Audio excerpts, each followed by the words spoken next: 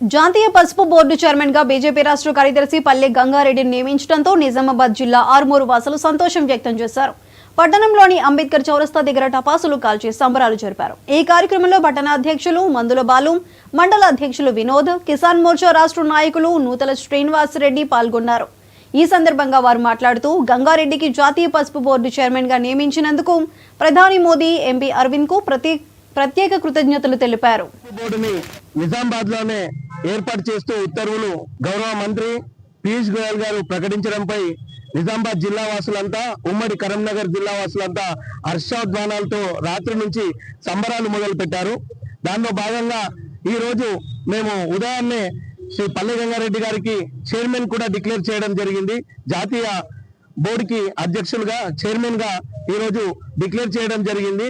దానికి మేము ఇక్కడి నుంచే వెళ్ళి ఆ వెంకటేశ్వర సన్నిధిలో పూజా కార్యక్రమాలు నిర్వహించుకొని నిజామాబాద్ లో వర్చువల్ ప్రోగ్రామ్ ని ప్రారంభించి అక్కడి నుంచి నేరుగా ఆర్మూర్కి వచ్చేసి ఇక్కడ సంబరాలను చేసుకోవడం జరుగుతున్నాం.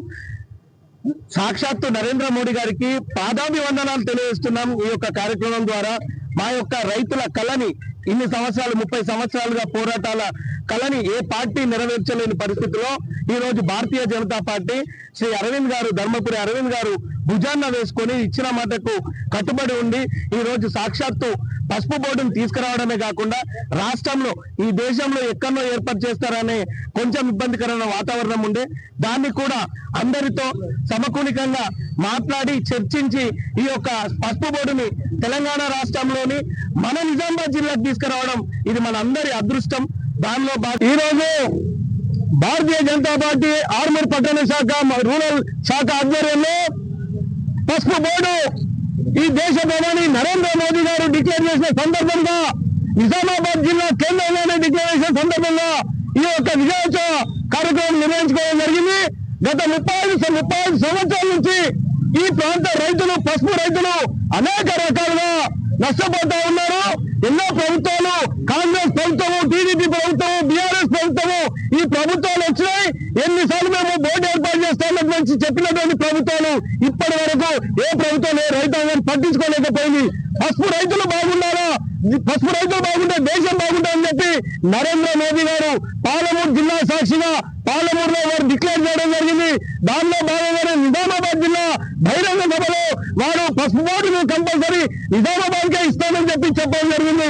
దానికి అనుగుణంగా మన యొక్క జిల్లా యువ నాయకుడు, పార్లమెంట్ సభ్యులు అరవింద్ అన్న గారు వారు ఎక్కడి పసుపు బోర్డు కోసం ఎక్కడి గుట్టలేదు, మొక్కని దేవుళ్ళు లేరు, ఎన్నో రకాలుగా ఈ దేశ ప్రధానిని సంబంధిత మంత్రివర్లకు వారి కొట్లాడి నిజామాబాద్ జిల్లాకు పసుపు బోర్డు తీసుకురావడం జరిగింది. కనుక నిజామాబాద్ జిల్లా రైతాంగం తరఫున ఈ దేశ ప్రధాని నరేంద్ర మోదీ గారికి, అట్లాగే ఎన్నో కష్టాలు పడ్డటువంటి అరవింద్ గారికి వారు ధన్యవాదాలు చెప్తా ఉన్నా.